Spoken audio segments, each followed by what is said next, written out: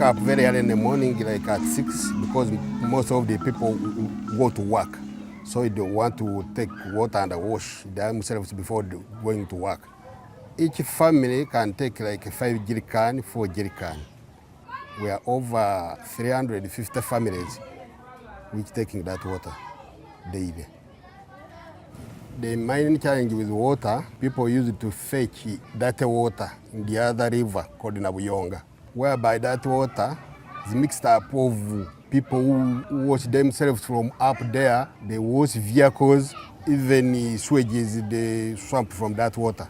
So we had a lot of sickness.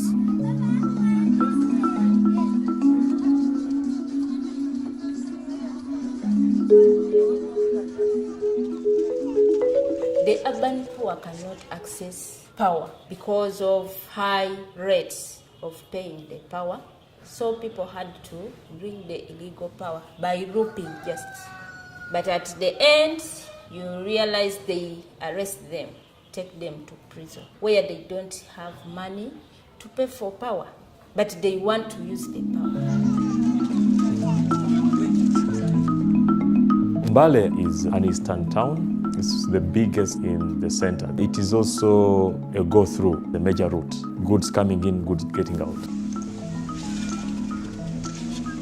One of the major challenges here, we have slums. And you are aware that when you have slums, most of the services, social services, are not easily accessible by the slum dwellers. We have the lack of enough water, also sanitation, also garbage collection.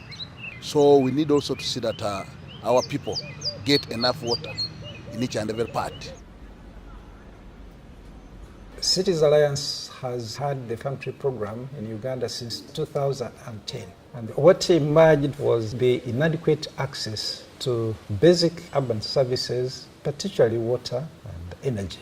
And this program is intended to assist and support the government of Uganda to improve access to basic public services of the communities, especially in slums and informal settlements. The Constitution it informs us that power belongs to the people. So first of all, we have what they call a municipal development forum. The MDF was created to help and bridge the gap between the people, the community, and the municipal council authority. At the settlement level, we also had the settlement forums, which brought together the residents and other stakeholders within the communities. One of the things they did was to identify their priorities. We bring them, we say, in Fumbasalo we lack water, we want roads, security lights, we ABCD. Then, from that level, we forward them at the municipality. And that's why now MDF comes into play. Slum dwellers, that live in informal settlements, we realize that they don't have a voice. So through the partnership with SDI, that's Slum Dwellers International, we formed the saving groups where we sit together and discuss issues affecting our communities. Because we have a slogan saying that our problems, we are the ones having the solutions. In 2010, 2011, we started this system of savings to instill that culture to our communities down there. And so far, I think we are in 68 groups. In that saving group now, members apply for loan. We have a mixture of members. Those ones who already have small businesses and those ones who want to start businesses.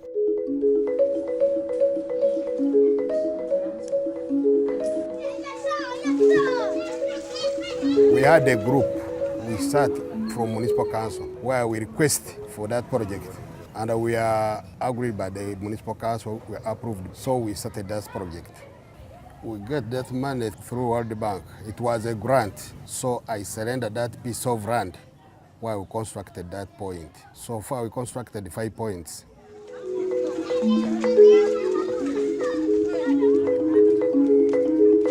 So through our savings, we had to discuss that. That's when we came out with the solar project. This project started some 2 years back. We are now coming to 150 packs. Those people who took the packets, they have increased in savings because the money which they were using to pay the power, rather to buy the paraffin, they are saving now. The power helps to charge these phones and then you minimize some cost. All the programs, all the projects we are implementing, they emanate from the communities. We don't decide here at the Municipal Council that we want to do this road. No, it's the community to decide. So it is a very important aspect in development because it also enhances operation and maintenance and sustainability of these projects, because the community know that they have participated in making the decision of where the project should be.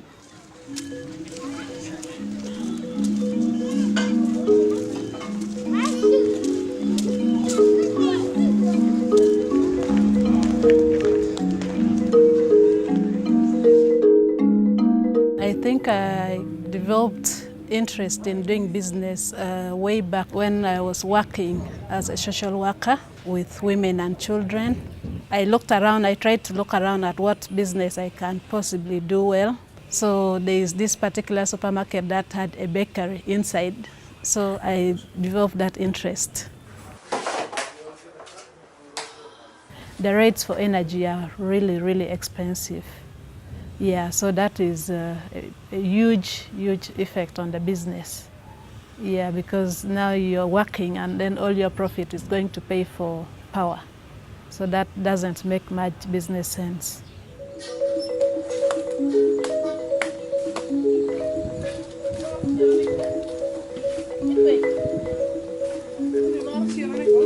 Me personally, I'm director for Gulu Women Mobile Catering Services. 2, I'm a councillor. We are working together with Deputy Mayor. I'm a Secretary of Production and Marketing. And also, I'm in the market. I'm selling fish to support this catering because you cannot be with only one business. Many people here, they are widows, they are orphans. Women and business in Gulu here, there are many. Even in the market, you find that there's a lot of women. So there's no any way if you don't have your husband, unless you do something to help you yourself. Gulu is a city which is located in northern Uganda, and it is a commercial hub for the entire northern region and the administrative center. We are neighboring with other countries, and most of the people from Southern Sudan, they just use our town as a commercial center. This one has also been able to make our town develop much faster in terms of economy and in terms of development. The Joint Work Program on Equitable Economic Growth is being implemented, and it is focusing on empowering and helping the municipalities to improve access to public services as a way or as a strategy to enhance equitable economic growth, to reduce the gap between those who have and those who do not have, reduce the gap between the rich and the poor. Of course, we had a very big challenge of insurgency, 23 years of continuous fighting. So now with the assurance of peace in the municipality, we are trying to do a number of things to make sure Gulu becomes a livable city. Public services helps a lot in actually driving the economy, helping us, the society. It is creating more opportunity for people to expand their businesses. It is also creating opportunity for municipal to collect more taxes.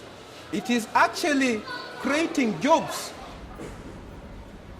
During the time of instability, insurgency, infrastructure was completely destroyed. And so the case of Gulu, the issue of infrastructure, particularly road infrastructure, was very critical to increase access to markets.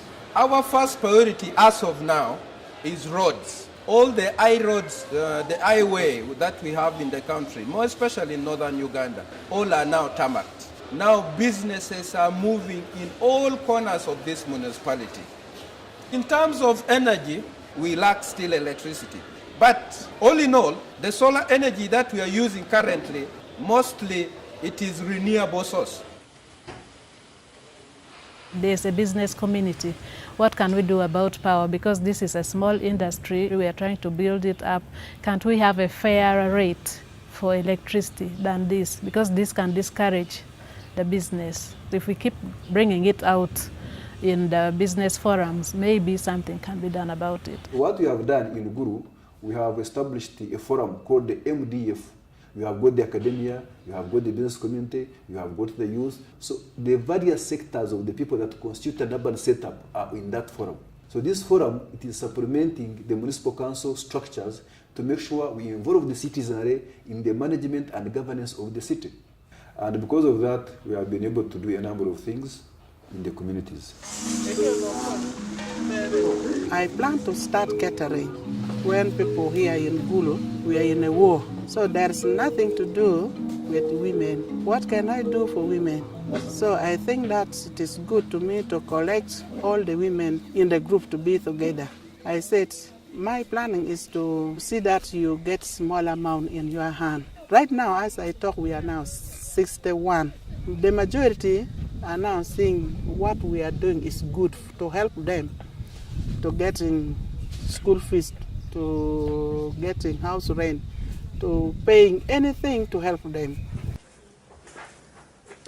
Gulu is in a unique situation in that many of the people were displaced into internally displaced camps. They stayed there for quite a long time. So many of them who were residing in these settlements, especially the youths, grew up without proper access to education, other services, and so many of them, became adults but without skills, proper literacy levels. And so it's one of the challenges which resulted from the instability and the insurgency.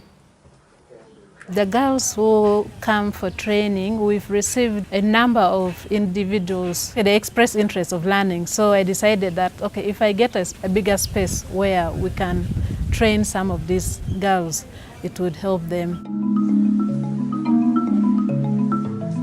Everybody's input is very critical. The input of the communities, of the councillors, of the political leadership, of the private sector, of the academia, of the media, and particularly of the urban poor communities is very, very critical. When all of them work together, there is unity. And when there is unity, there is ownership. And when there is ownership, there is a will. And when there is a will, there is always a way. Do the best what God gave you. If you are healthy like this, do it. Not to challenge one another. Doing the best to join hands together. Be friends to the local council, because the local council can give you advice. It's not easy, but let them try. Let them try to be in a groups, because you alone you cannot succeed.